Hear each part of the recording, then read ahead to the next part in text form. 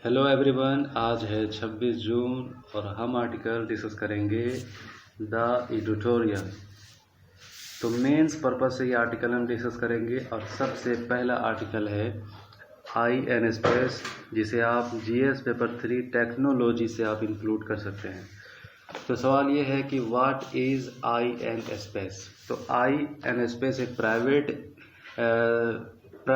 Space sector में एक agency होगा जिसको भारत सरकार ने अप्रूवल दे दिया है, और ये private national space promotion and authorisation centre, ठीक है।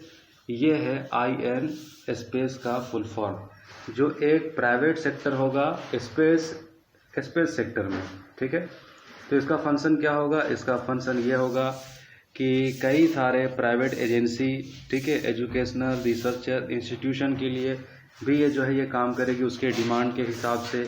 और ये इसरो को भी जो है उनके फैसिलिटेड यूटिलाइजेशन ऑफ एसेट वो कर सकती है, चीज़ों को एक दूसरे के साथ कॉपरेशन बना करके। तो ये क्या होगा, प्राइवेट सेक्टर प्राइवेट प्लेयर की तरह ये काम करेगा, जो अपना खुद का जो है सैटेलाइट ऑन करेगा और फिर इनकी सारी एक्टिविटी खुद की होगी। और फिर कहा जा रहा है कि ये प्राइवेट प्लेयर इसरो को काफ़ी एसेट के मुकाबला में और काफ़ी चीज़ों में यूटिलाइजेशन काफ़ी होगा, एक दूसरे के साथ कॉपरेशन होगा। और दूसरी बात है कि अभी प्राइवेट सेक्टर की ज़रूरत है, कि मतलब स्पेस सेक्टर में हमें प्राइवेट सेक्टर की आवश्यकता है क्यों है। देखिए 2030 तक की अगर बात करें तो $500 बिलियन सॉरी $500 बिलियन तक की जो है स्पेस सेक्टर में इनकम होने का अनुमान है, जबकि अभी मौजूदा 2020 में 360 बिलियन है और भारत का शेयर इसमें सिर्फ 3% है।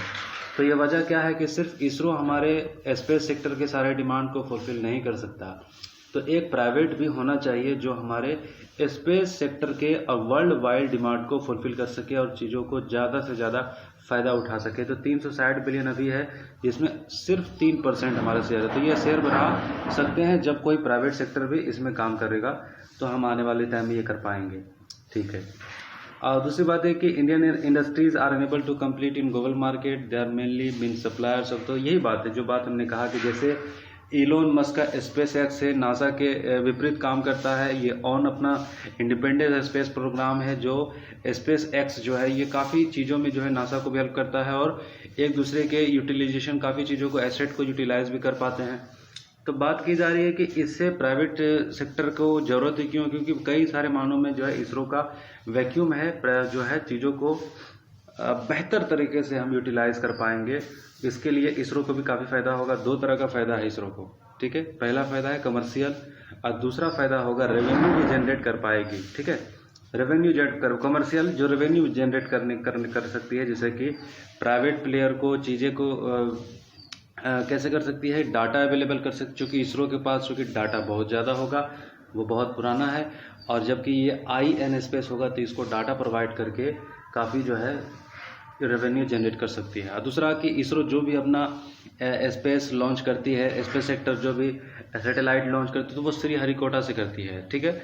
तो यहाँ से ये ग्राउंड प्रोवाइड कर सकती है इसरो IN स्पेस को, और फिर इससे भी इसरो कमाई कर सकता है। तो ये बात की जा रही है कि दोनों एक दूसरे के एसेट को यूज कर सकते हैं। स्ट्रेटेजिकली काफ़ी फ़ायदा है, जैसे कि बड़ा बड़ा जो इसरो का जो प्रोग्राम है Aditya L1 human space flight, तो आने वाले जितने भी जो बड़े प्रोग्राम, तो IN स्पेस दोनों एक दूसरे को काफ़ी फ़ायदा पहुंचाने वाले होंगे। तो ये क्या होगा, कैसे coordinate, what is IN space and NSI can coordinate. तो कोऑर्डिनेट कैसे हो सकता है?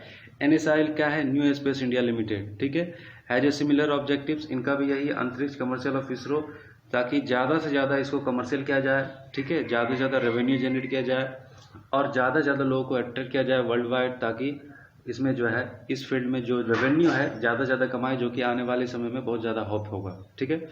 तो ये आप पूरा आर्टिकल समझ गए होंगे। तो ये एक प्राइवेट एजेंसी होगी IN स्पेस, जो इसरो के साथ मिल करके ये अपना ऑन करेगी, लेकिन इसरो को काफ़ी मायने में फ़ायदा होगा, हमारे देश को काफ़ी मायने में फ़ायदा होगा, कई मायने में फ़ायदा होगा। आप इसको कई सारी चीज़ों से ऐड कर सकते हैं, ठीक है।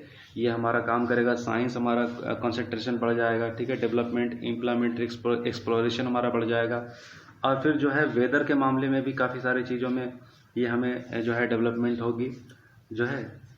तो ये बातें आप इसको देख सकते हैं। तो दूसरा आर्टिकल है urban development mission GS paper 3 economic development से आप इसको मेंस जैसे पर्पज से आप इसको इंक्लूड कर सकते हैं। Atal mission for revenue rejuvenation on urban transformation, तो ये मिशन था कि सरकार का कि 500 शहरों को जो है क्या करना है, उनको प्लान था 500 शहरों के सिटीज़ के लिए प्लान था कि उनमें जो है उस घर प्रोवाइड करना है, स्मार्ट सिटी बनाना है और ज़्यादा से ज़्यादा इंफ्रास्ट्रक्चर दुरुस्त करना है।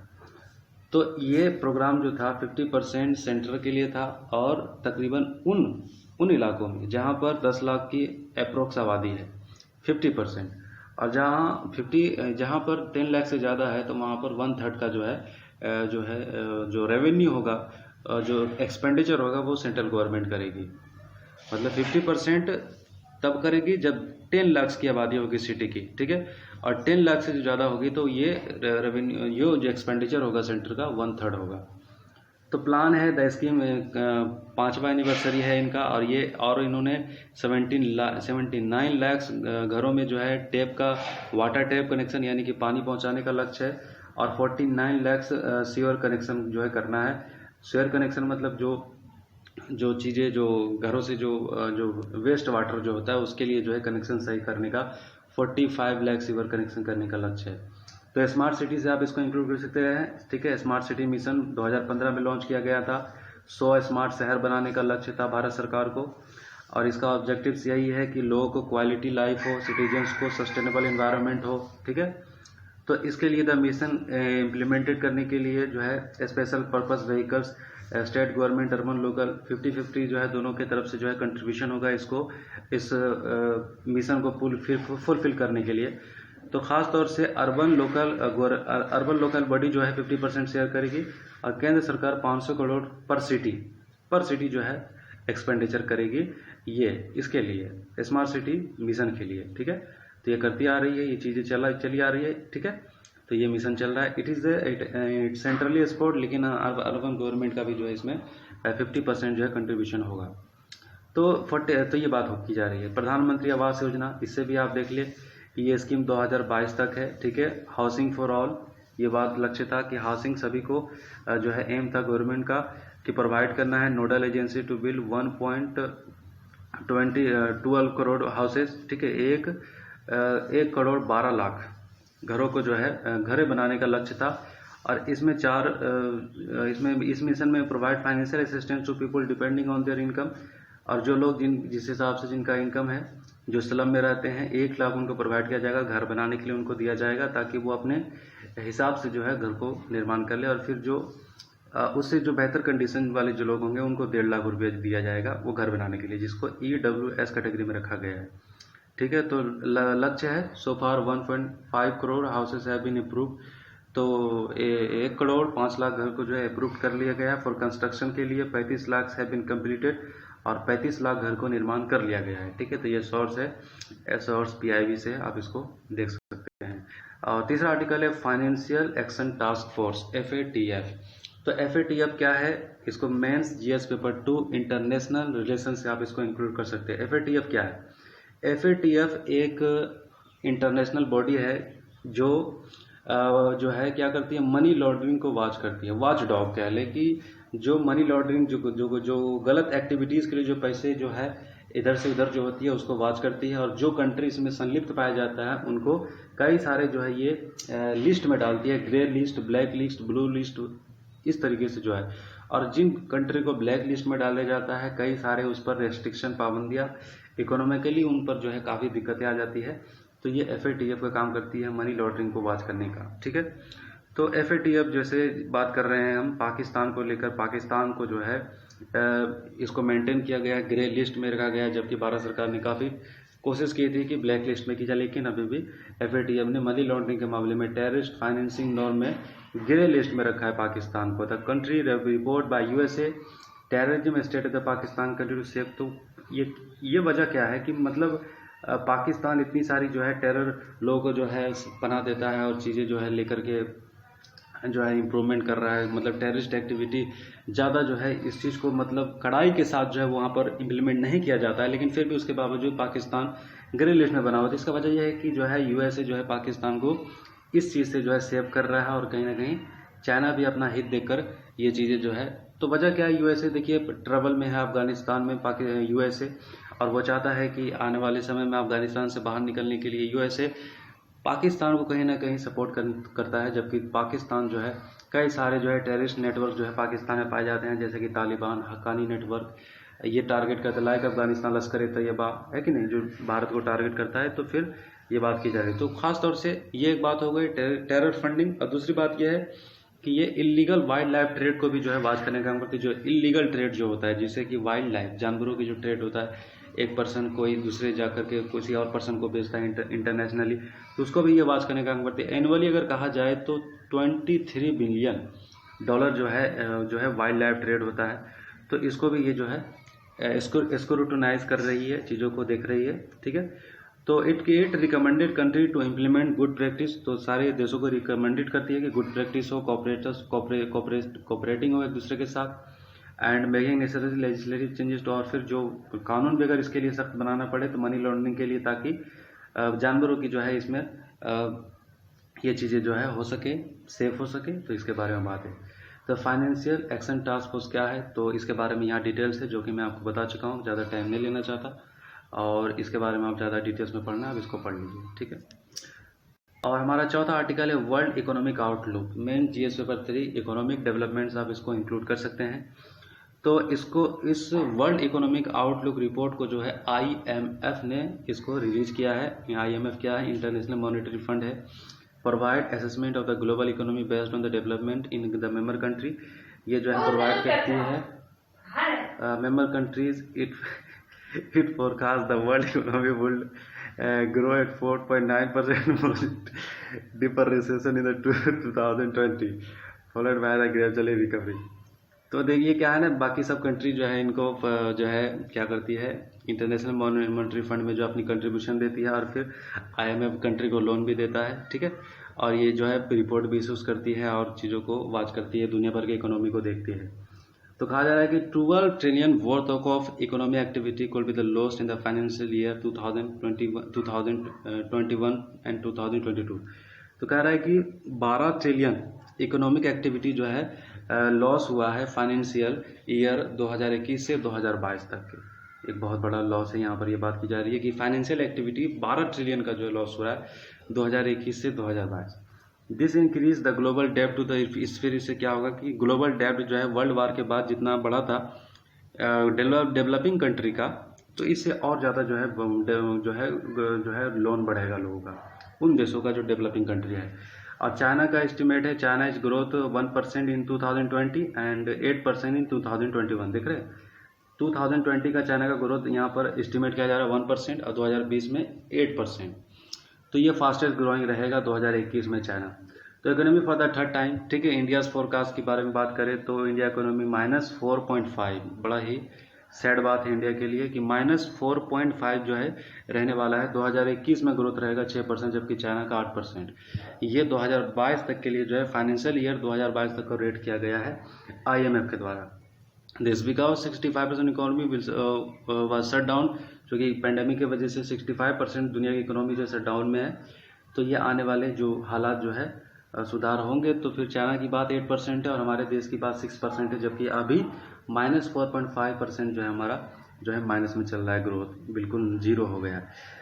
ये एस्टिमेशन है, मतलब आईएमएफ की तरफ से ये रेटिंग है।